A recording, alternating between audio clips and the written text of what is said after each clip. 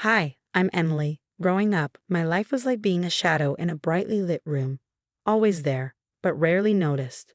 You see, my younger brother Jake was the golden child. Our parents gave him everything he wanted, while I had to fight for every small achievement. When I was about 8, I remember one Christmas morning when Jake threw a tantrum because I got a new bike. It was secondhand, but it was new to me. Before the day was over, my parents rushed out to buy him a brand new one just to stop his crying. That was my normal. Things didn't improve as we got older. High school was a mix of me getting good grades and Jake barely passing, with our parents praising his mediocre efforts as if he'd won academic awards. Emily, why can't you be more supportive of your brother? He needs us more, my mom would say. It was always about what Jake needed. By the time I was 18, I had enough. I packed my bags and moved out, finding a job at a local garage sweeping floors and doing oil changes. The owner, a gruff old guy named Bill, saw something in me. "You've got a knack for this," he told me one day, handing me a wrench. That was the start of my education in auto repair. Over the next 7 years, I worked my way up from that dusty floor to becoming Bill's top mechanic. I saved every dime I could, working nights and weekends at the garage. When Bill decided to retire, I was ready. With the money I'd saved and a small loan, I bought the shop. At 25, I became the owner of my own business, Emily's Auto Clinic. The place wasn't much at first, just a couple of old lifts and a waiting area that smelled like motor oil and coffee, but it was mine. I worked hard, revamped the shop, hired a few good people, and soon we were known as the best in town. My success, though, seemed to only deepen the divide back home. My parents, still doting on an increasingly aimless Jake, viewed my independence as a challenge rather than an achievement. I heard through the grapevine, thanks to Aunt Linda, who couldn't keep a secret if it was super glued to her lips, that they were baffled at how I did it all on my own. "Emily's just lucky, I guess," my dad would say, his voice tinged with disbelief, but luck had nothing to do with it. It was all those nights under the hoods of cars. Every weekend spent learning about engines and electrical systems, while Jake partied and squandered the college fund our parents had scraped together. Yet despite all this, there's still a part of me that loves them. It's why, when they showed up at my shop that day with Jake in tow, my heart didn't just sink, it shattered. "Emily, we need to talk," my dad said as they walked into my shop unannounced, Jake trailing behind them like he owned the place. "Sure, what's up?" I asked, sensing something was off. Dad cleared his throat, glancing at Jake before speaking. "Well, Emily, we've been talking, and we think it's time Jake took over the business here." I laughed, thinking it was a joke. "Come again." "Yeah, Emily, I'm ready to run things now. You can stay and work the floor, but I'll handle the business side of things," Jake said, his tone casual as if this was the most natural thing in the world. The room seemed to spin for a moment. "You're serious?" I stared at them, my heart pounding in disbelief. Mom chimed in, her voice soft but firm. "It's for the best, honey. You know how hard it's been for Jake since he dropped out. This could really turn things around for him." "But this is my business. I built it from scratch," I protested, my voice rising. Dad's tone was stern. "And it's time you thought about family, Emily. Jake needs this more than you do now." "Needs it? I earned this. Why should I just hand it over?" I couldn't believe what I was hearing. Jake sneered. "Because I'm the one who should have been doing this all along. You just got lucky, sis." "Lucky? Do you even hear yourself?" I was shouting now, anger flaring. "I worked day and night to build this place. You never even liked mechanics." Mom tried to soothe the situation. "We know you've worked hard, Emily, but Jake is your brother. Helping him is the right thing to do. Help by giving away my business. How is that fair?" Dad was losing patience. "Life isn't always about what's fair, Emily. It's about family. This is my livelihood. You're asking me to just step aside for him. What about what I want? What about what I've worked for?" Jake scoffed. "Come on, Emily. It's not like you can't find another job. Let me have this." "That's enough. This is my shop, and I'm not handing it over to anyone, especially not under these ridiculous circumstances." Mom looked at me with disappointment. "I thought you cared about your family, Ellie."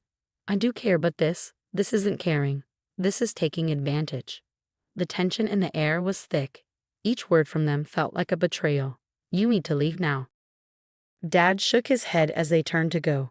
Emily, you're making a big mistake. As the door slammed behind them, my breaths were heavy, a mix of rage and heartbreak. They came here to strip me of everything I had worked for under the guise of family support. This was the moment I knew things would never be the same again. Crash. The sound of breaking glass jolted me out of my paperwork. I rushed to my office door just in time to see Jake climbing through the broken window, his face twisted in determination. "What the hell are you doing, Jake?" My voice was a mix of shock and anger. He brushed off his jeans nonchalantly. "Dad said you agreed to let me take over today. Figured I'd start early." "Agreed? Are you insane?" "I never agreed to anything." I couldn't believe the audacity. Jake smirked, moving past me to sit at my desk. "Come on, Emily. Dad said you'd see sense. It's time for me to run things." "This is breaking and entering, Jake. Get out now, or I'm calling the cops."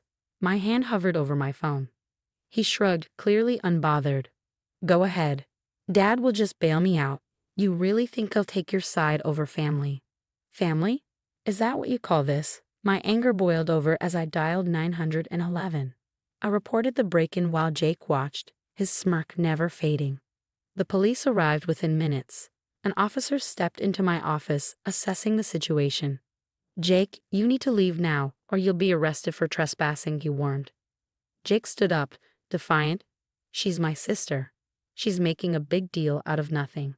I shook my head, my resolve hardening. "I want him arrested. He broke into my office and refuses to leave." The officer nodded and cuffed Jake. Once the police had taken Jake away, I sat in the quiet of my vandalized office, the broken window a stark reminder of the day's events. The next morning, I applied for a restraining order. As I sat in a courthouse filling out the forms, I felt a mix of relief and sorrow. This was the final break. My family's entitlement had pushed me to this point, and there was no turning back. The restraining order was granted without issue, and the judge's stern look as he handed it to me seemed to convey an understanding beyond what he could put into words. Leaving the courthouse, the weight of the day settled over me. This wasn't just about a broken window or a disrupted office. It was about breaking free from a lifetime of being undermined and undervalued. That night, I secured the broken window as best I could and made plans for a new security system. The reality of my situation was clear. If Jake and my parents were willing to go this far, who knew what they'd try next? But one thing was certain. I was not going to let them destroy what I had built. As I locked up the shop, I looked around at the tools and cars, each one a testament to my hard work and dedication. This was my place, my achievement. No amount of familial manipulation could take that from me. It was time to move forward, to build even bigger, and to prove that I was more than they ever gave me credit for.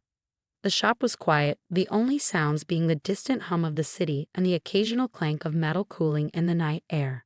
In that moment, I knew I had made the right decision. The days following Jake's arrest and my filing for a restraining order were a whirlwind of gossip and mixed reactions. Walking into the local diner, I could feel eyes on me, whispers trailing in my wake. Some of the townspeople sided with my family, their glances cold and judgmental. "Emily, how could you do that to your own brother?" Mrs. Thompson, a longtime family friend, asked, her disappointment palpable. I sighed, my patience wearing thin. "He broke into my shop, Mrs. Thompson. I had to protect my business." Others, however, admired my resolve. Mike, a fellow business owner, clapped me on the back as I left the diner. "You did what you had to, Emily. Can't let family push you around if it's bad for business." Grateful for the support, I focused on the path ahead.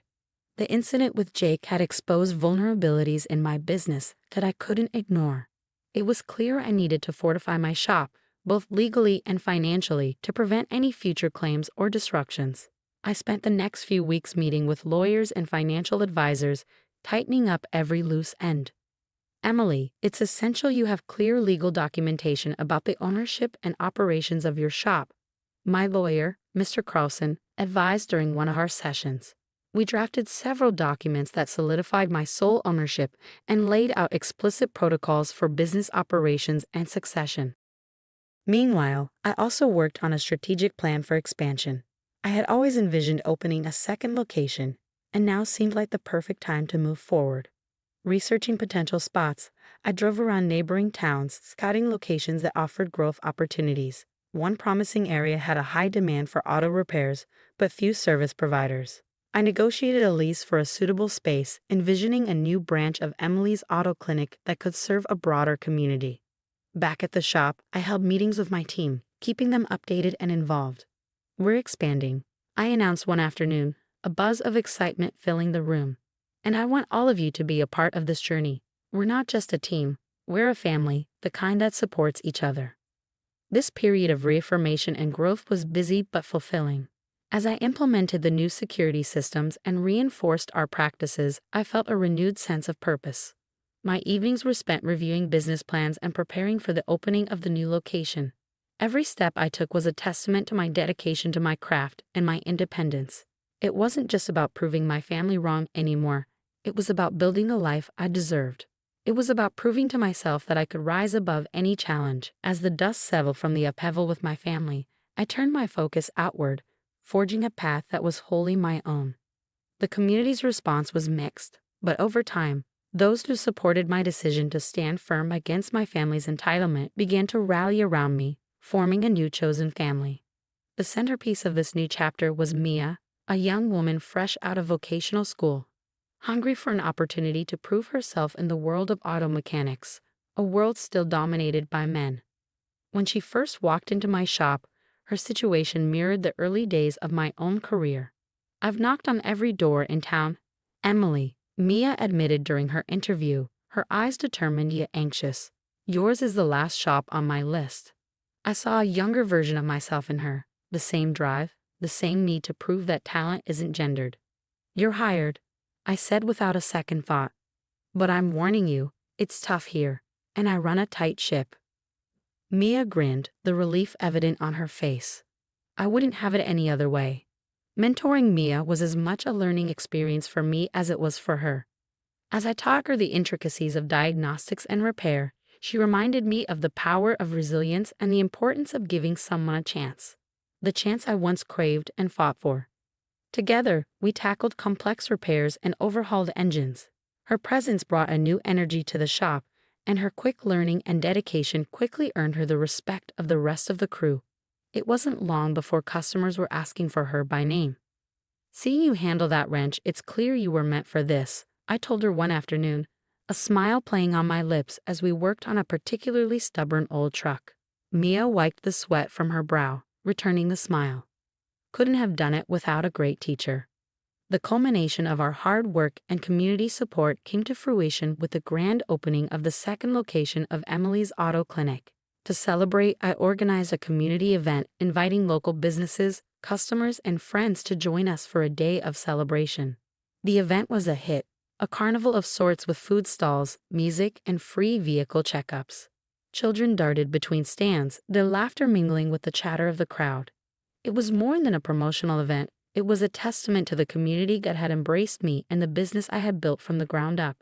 As I stood back and watched the festivities, I couldn't help but reflect on the journey. My parents and Jake were nowhere in sight, their absence a stark contrast to the full, vibrant scene before me.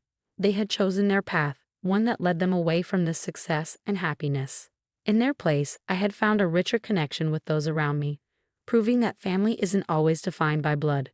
It's defined by the support, respect, and love you find along the way. Here's to new beginnings, I toasted with Mia, raising my glass to the bustling crowd, to the thriving business, and to the endless possibilities that lay ahead.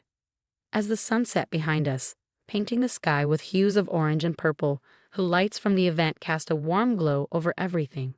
This was more than my recovery, it was a rebirth. That's the end of my story. Now here's a question for you all.